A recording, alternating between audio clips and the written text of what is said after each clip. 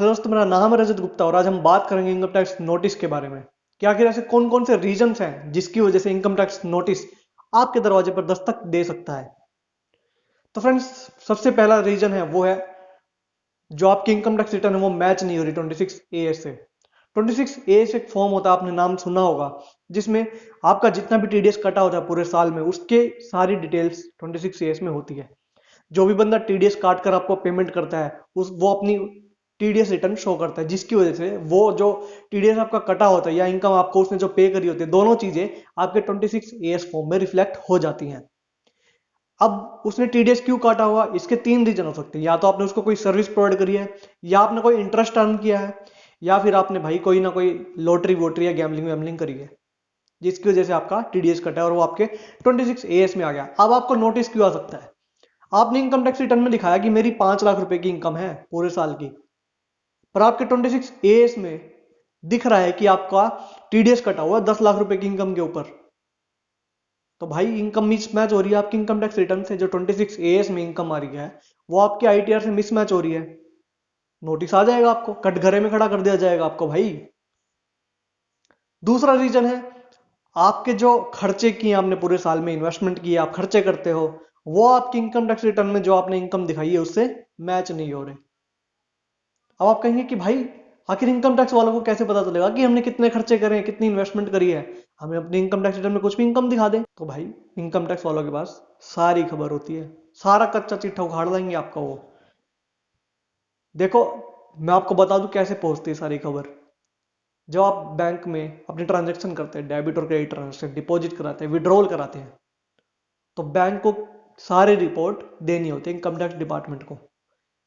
Income tax act में एक rule होता है जिसके अकॉर्डिंग बैंक को, जितने भी बैंक्स हैं, उसको सारी रिपोर्टिंग करनी होती है इनकम टैक्स डिपार्टमेंट का। अगर आपने अपने बैंक अकाउंट में पूरे साल में 10 लाख रुपए उससे ज्यादा की ट्रांजेक्शन करी है, डेबिट या क्रेडिट, तो इनकम टैक्स डिपार्टमेंट को दे देगा, वहां से आप पकड़े जाओगे, आपके पास आ जाएगा चिट्ठा।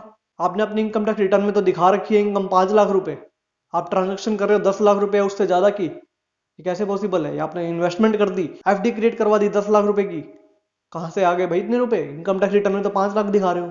तो कटघरे में खड़ा कर दिया जाएगा आपको उस केस में भी। थर्ड वन, आपने इक्विटी शेयर होल्ड कर रखे किसी कंपनी के, इन्वेस्टमेंट करी है इक्विटी शेयर में स्टॉक मार्केट में, आपने अपने इनकम टैक्स रिटर्न में इनकम नहीं दिखा रखी अपनी इतनी।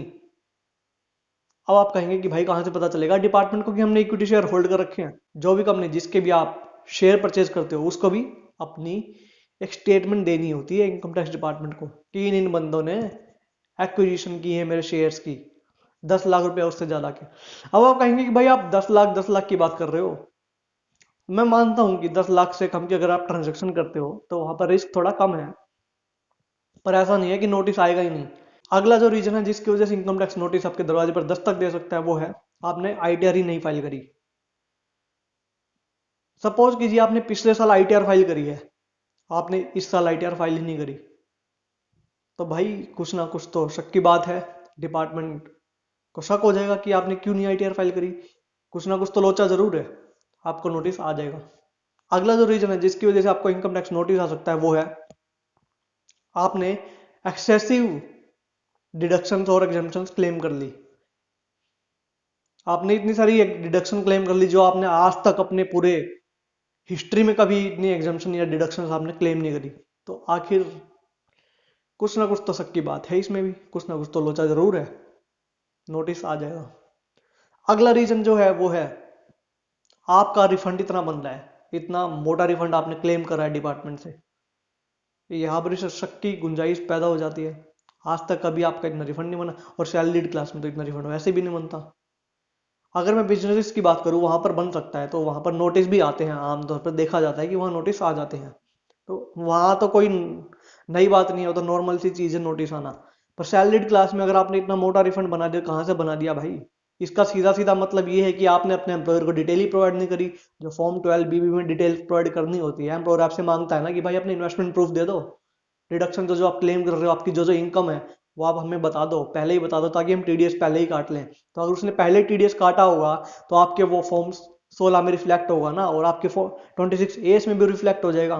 तो फिर आपको नोटिस नहीं आया, क्योंकि आप जो अपने इनकम टैक्स रिटर्न में इनकम शो करोगे फॉर्म 16 के बेस पे करोगे, उस पर टीडीएस ऑलरेडी कटा हुआ है, तो डिपार्टमेंट भी मानेगा कि हाँ भाई फॉर्म 16 के अकॉर्डिंग ही है, तो आपका जो टीडीएस है वो बिल्कुल ठीक है जो आपने रिफंड क्लेम करा है। पर आपने अपने इनकम पर आपने अपने एम्प्लॉयर को डिटेल ही प्रोवाइड नहीं करी कभी। अब आप बाद में जाके डिडक्शन क्लेम कर रहे हो, मोटी मोटी रिफंड क्लेम कर रहे हो, डिपार्टमेंट तो प्रूफ मांगेगा ना भाई, प्रूफ दिखाओ में। अगला जो रीजन है वो है आपकी जो इनकम है वो स्लाइटली डिक्रीज हो गई, उसमें बहुत ज्यादा डिक्लाइन हो गया पिछले साल से।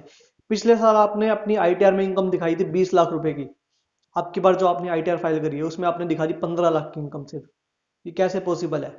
अगर आप सैलरीड पर्सन हो, सैलरीड क्लास हो, तो जाहिर सी बात है कि सैलरी आगे तो जाके बढ़ेगी, कम होने के तो चांसेस बहुत कम होते हैं। इसका सीधा सीधा मतलब हो सकता है या तो आपने ड्यूरिंग द ईयर कोई जॉब चेंज करी है और आपने एक ही एम्प्लॉयर की सैलरी दिखाई है अपनी इनकम टैक्स रिटर्न में, दूसरे की दिखाई नहीं, तो कुछ ना कुछ तो लोचा जरूर है इसके अंदर भी, तो आपको इनकम टैक्स नोटिस आ सकता है उस केस में भी। अगला जो रीजन है वो बेसिकली बिजनेस क्लास के लिए है, जिसकी टैक्स ऑडिट होती है, बेसिकली जो बिजनेस और प्रोफेशन में इन्वॉल्व है। तो अगर इनकम टैक्स ऑडिटर ने कोई एडजस्टमेंट कर दी, टैक्स ऑडिट में कुछ ऐसे खर्चे दिखा दिए जो कि अवेलेबल नहीं है, आपने क्लेम कर रखे अपनी आईटीआर में पर वो अवेलेबल नहीं है, उनके ऊपर डिडक्शन अलाउबल नहीं है, तो उसने अब तो अपनी टैक्स ऑडिट रिटर्न में दिखा दिया कि हाँ ये खर्चे हैं जो अलाउबल नहीं है, पर्सनल नेचर के हैं, जो भी कैपिटल एक्सपेंडिचर है, पर आपने अपनी आईटीआर में उसको क्लेम कर लिया, आपने एक्सपेंस में दिखा दिया और आपने क्लेम कर लिया, आपने टैक्स ऑडिट रिटर्न से मिसमैच नहीं हो रहा। सीधा सीधा कहने का मतलब ये है कि टैक्स ऑडिट और आईटीआर में मिसमैच है, तब भी इनकम टैक्स नोटिस आ जाएगा। तो फ्रेंड्स ये थे मोस्ट कॉमन रीजन जिसकी वजह से इनकम टैक्स नोटिस आ सकता है और आपको कटघरे में खड़ा कर दिया जाएगा। अब बात यह है कि अगर नोटिस आ जाता है तो अब क्या किया जाए। सबसे पहली बात तो आपको पैन नंबर चेक करना चाहिए, नोटिस में आपका ही पैन नंबर है या नहीं, या किसी दूसरे का तो नहीं है, तो आपके पास गलती से आ गया। अपना एड्रेस चेक करना, पैन नंबर चेक करना, और सबसे बड़ी बात डेट चेक करना नोटिस की कि कब आपको सर्व किया गया है।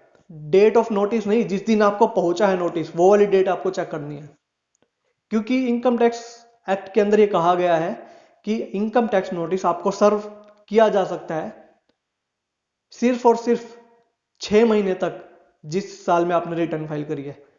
फॉर एग्जाम्पल आपने रिटर्न फाइल करी है फाइनेंशियल ईयर 1920 की, वो आपने रिटर्न फाइल करी होगी फाइनेंशियल ईयर 2020-21 में, because that is the assessment year for the financial year 2019-20। ठीक है, आपने असेसमेंट ईयर 2020-21 में रिटर्न फाइल कर दी, उसके अगले 6 महीने यानी कि 30th ऑफ सितंबर 2021 तक ही आपको नोटिस आ सकता है, पहुंच सकता है आपके घर पे।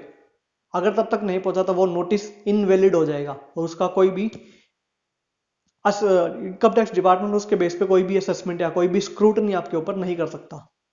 तो ये देखना आपके लिए बहुत जरूरी है। उसके बाद ये आपको देखना जरूरी है कि नोटिस में आखिर पूछा क्या गया। अगर नॉर्मली टैक्स डिमांड है, एक्सेस टैक्स आपको पे करना है, तो ये आपके ऊपर है कि आपको लगता है कि एक्सेस डिमांड पे करनी है, आपका कोई फॉल्ट है, तो आप अपनी डिमांड पे करके वहां पर खत्म कर सकते हैं मैटर को। अदरवाइज अगर इसमें कुछ डिटेल्स मांगी हुई है डिपार्टमेंट ने, कोई आपसे स्टेटमेंट्स मांगी हुई है, कोई डॉक्यूमेंट्स मांगे हुए हैं एंड मामला थोड़ा सा गड़बड़ है, तो आपको लीगल एडवाइस भी लेनी पड़ सकती है। उस केस में आपको किसी चार्टर्ड अकाउंटेंट को या लॉयर को अपॉइंट करना पड़ सकता है, लीगल अटॉर्नी को अपॉइंट करना पड़ सकता है, या कोई एडवाइस लेनी पड़ सकती है उससे, ताकि आप अपना केस डिपार्टमेंट के आगे सही तरह से रिप्रेजेंट कर पाओ। तो फ्रेंड्स ये मोटिव था इस वीडियो का, आपको थोड़ा सा अंडरस्टैंडिंग देना कि इनकम टैक्स नोटिस किस वजह से आ सकता है, ताकि आप अवेयर रहें, आप ऐसी गड़बड़ ना करें अपनी इनकम टैक्स रिटर्न के साथ। तो मुझे उम्मीद है आपको वीडियो पसंद आई। अगर आपको वीडियो पसंद आई है तो आप लाइक कर सकते हैं, शेयर कर सकते हैं, चैनल को सब्सक्राइब कर सकते हैं।